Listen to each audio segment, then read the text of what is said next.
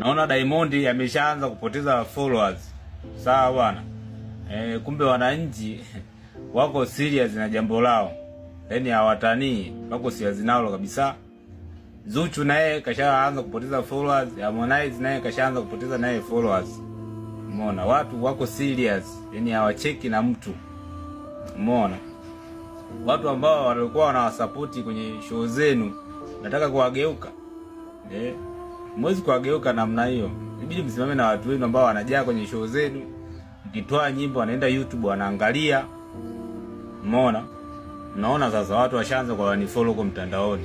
Hii ni moja kati ya video ambayo ina trendi sana baada ya wasanii hapa nchini Tanzania kuweza kushuka kwa viewers wao na wengine kuweza kupoteza followers. Diamond Platnumz ni moja kati ya wasanii ambao wamepoteza followers, Harmonize pamoja na Zuchu baada ya sakata ambalo liliweza kutokea, lakini wasanii na imani wanaweza wakarudi kwa wananchi na kuzungumza nao vizuri, kwa sababu wasanii wana jinsi mbalimbali ya kufikisha ujumbe kwa raia na wakaweza kurudisha biashara yao kama zamani.